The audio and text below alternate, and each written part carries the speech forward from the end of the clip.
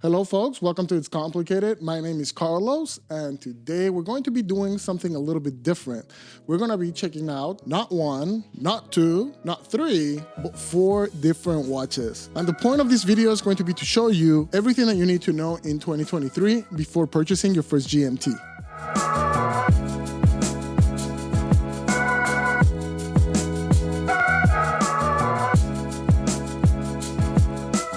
So the video today is going to be a little bit different in the sense that you're not going to see much of my face, because in order to really talk about the differences and complications that are the different types of GMT that are currently available to the market, we kind of have to really focus on the watches. So let's go ahead and take this video to the bench. Hello folks, welcome to my little table here. Today we are going to be talking GMT watches. I have 3 different GMT watches here for you.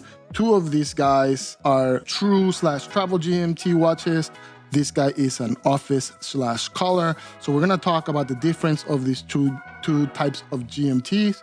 And we're also going to take a look at this watch, which is not a GMT watch, but it has something very much in common with all of these watches, and it will help us explain which is the most sort of horologically complicated and in some ways more admired type of GMT. So let's start with the difference between office/collar GMT and a travel GMT. So the office GMT, this guy right here, the simplest way to explain the difference is that with this guy, if we go to the middle position, it looks like nothing happens, but this is kind of like how you would set the date. If you go upwards, the 24-hour hand will jump and you can adjust it. Now, the thing to know about these office/collar GMTs is that the 24-hour hand can only move in one direction. If you go the other direction, you will actually start changing the date. So I don't know if you guys can see that the date is changing as I go down, but if I go up, then I can jump that 24-hour hand. So that is the basic functionality of the office/collar GMT. So that's this guy right here. So let's take a look real quick at a travel GMT, or what people consider a true GMT. So the difference with this particular guy is that when we go to that middle position, we actually have the hour hand that can jump. And maybe you were able to catch that already, but the hour hand can actually both forward and backwards. And the way that you set the date, look at this little lollipop right here on this watch, that's the date for us, is whenever you go to midnight, the date will jump, and then when you back out, the date will jump back. So the way that you set the date with this guy is you actually have to run the 24-hour hand for 24 hours and jump the date one day at a time, but you can go both forward and backwards. So technically, mechanically, those are the 2 big differences. One has a jumping hour hand and the other one has a jumping 24-hour hand. And here we'll see the Mido. This is basically the same thing. Let's put this guy in the middle right here so that you guys can see it. We'll unscrew the crown. And if we go to that middle position, you'll see that I can jump the hour hand, and when the hour hand does enough turn, then it'll go to 12 o'clock. The date will change to the 12th. But if I go backwards, then it will change back to the 11, right? So you change the date. Some people don't like it because they feel like they have to rotate the hour hand a lot to change the date. But I think they also forget that you can also go backwards, unlike the collar GMT, where if you pass the date, you kind of have to go through all 31 dates again. So I feel like, I don't know. I think that both of them are decent enough to set the date. So let's talk about why this is called an office/collar. So this is called an office/collar because this is great for people that don't necessarily travel, but want to track a second time zone that is not their home time. So let's say, for example, that I'm here in Texas. So right now in Texas, it is, let's say it's 6 o'clock, right? And let's set this guy to 6 o'clock right on the dot. So here we go. So that would be 6 o'clock, right? If I just wanted to know the military time, I would go to that middle position. And I would set this guy to 18 o'clock, which would be 6 o'clock my time, right? So now I can see sort of like the regular time is 6 o'clock, but I can also see the military time, which is 18 o'clock. If I know that today at work, I'm going to be doing calls to LA and I want to track the time in LA to make sure that I don't call too late, What I can do is I can go to that middle position, back off 2 hours, knowing that, and here this is where you can see that it's already a bit of a pain in the butt because I can only go in one direction. But I can basically set it to 2 hours before, and now I know that's my LA time. So if I need to make a call by 6 o'clock, then I know that I have a few more hours before I have to make that call. Same thing if I want to track the time in New York, maybe I would go the other way. This will be a little bit easier, but it's maybe like an hour difference from where I am here in Texas, right? So this is basically the way the collar works, and it's you basically are always working off of the hour, and the minute is your home time, and then you can track another secondary time zone with that 24-hour hand, and the purpose of that is to basically know what time it is somewhere where you're not. That's kind of where it's best for. So what is the travel/true GMT for? Well, it's great for traveling because the idea with this guy is that you're gonna set your time zone. You're gonna set your time, but your 24-hour time is the one that you're gonna set your 24-hour hand. So if it was actually 6 o'clock right now, we're gonna set this guy here to 6 o'clock, which would be basically here, 18-hour. This right here would be my 6 o'clock military time, right? And if I'm in Texas, right, the place where it's my home time, hey, this guy's kind of jumping a little bit, there we go. Then I would simply set that hour as well to 6 o'clock. So now I know that it is, just by looking at the time, the regular minute hand and hour times, I know that in Texas it's 6 o'clock, and that same time in military time is 1800 hours, basically. So now I'm gonna get in a plane and I'm gonna fly out to LA. So when I fly out to LA, as soon as I land, I adjust my watch and I move the hour hand backwards by 2 hours. And now I know that even though it is 1800 hours back where I'm from, now in LA where I just landed, it's actually 4 o'clock. So this is great for traveling because you always keep your home time registered where you're gonna be most of the time on that 24-hour hand. But when you fly, you adjust the hour hand to make up for whatever hours your flight difference was, right? The difference of the time zone of where you just landed. And I said, one of the cool things about this is that once your date is set, if for whatever reason, you get there and it's actually been past midnight, then you would just advance that hour hand and you would change the date. So for example, let's say that I was something like 13 hours behind, but then when I get back to LA, I can simply set this guy back to 4 o'clock and then we are good to go. And notice how in both situations, the date moved both forward and back.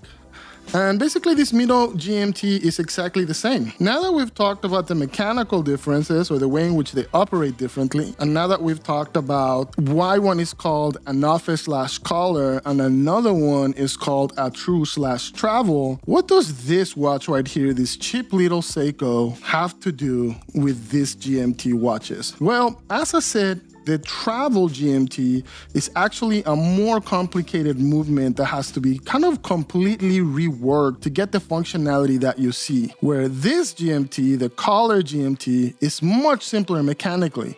It's actually a movement similar to this one that is a day-date complication. And what Salida and Eda did with these particular movements is that they changed them so that instead of a day, that day wheel is just to give you a 24-hour hand. And that's the reason, just like in a day-date, when you adjust the date, if you go in one direction, it adjusts the day. But if you go the other way, it adjusts the date. In the same way in which if we grab the collar/office GMT and we go to that middle position, we can move in one direction, but the other direction changes the date. In my opinion, this is a much simpler to fabricate GMT because it's grabbing a really simple movement and kind of doing a hack to get that 24-hour hand to work. Well, these ones are way more complicated because this is more natively a 24-hour watch. So it's a completely different movement that then happens to have that jumping hour hand.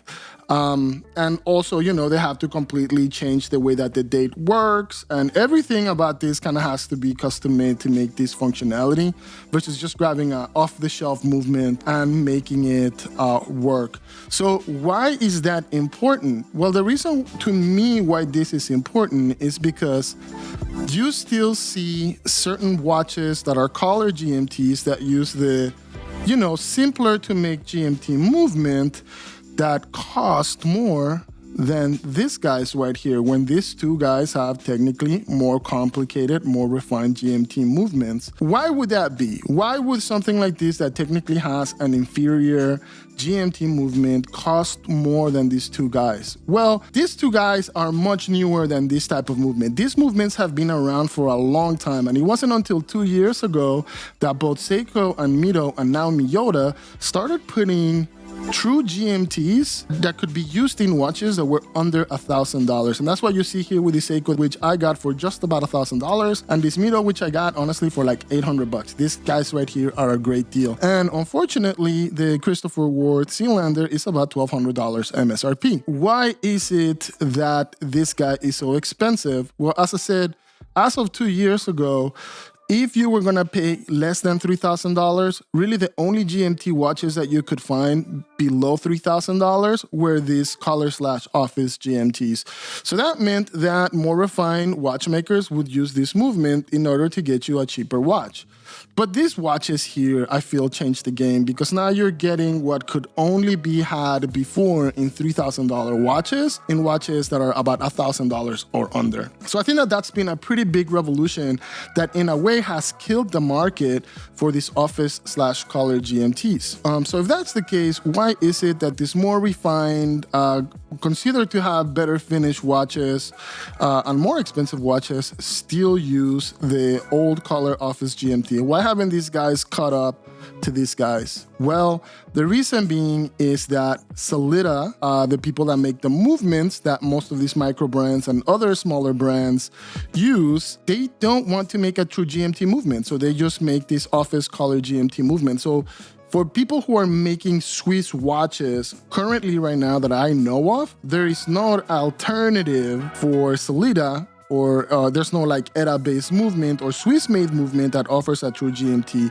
You can really only find it on the Miyota 9 series. And I think that for these guys, you know, somebody like Christopher Ward that prides themselves in having Swiss-made watches, they can't simply switch to a Japanese movement. It really screws with their brand, right? That's not something that is really realistic for them. When will Sellita make a true GMT movement so that GMT watches made by other Swiss brands that don't have access to these proprietary, affordable, true GMT movements, when is that gonna happen? Well, we don't know, but until that happens, I think that most of the GMTs on the Swiss market that are office/collar GMTs honestly are going to represent a pretty bad value compared to what Swatch brand can offer through these new Powermatic true GMTs, and even what Seiko can offer with their true GMTs on the Presage line. All right, guys, well, that was the video. Please let me know what you think about everything that we talked about. Do you think that it's time for the office/collar GMT to go away? Or do you think that it's okay for those watches to be more expensive than true/travel GMTs? Let me know in the comments what type of GMT you prefer and what do you think is a good price for these kind of watches. And please, if you like this video, don't forget to like and subscribe. I'm trying to hit 1,000 subscribers so I can monetize the channel. So every one of you that subscribes actually helps a lot, being that I'm so early in the creation of this channel. But guys, thank you very much for watching. I really appreciate you guys spending some time with me, and I hope to see you on the next video. See ya.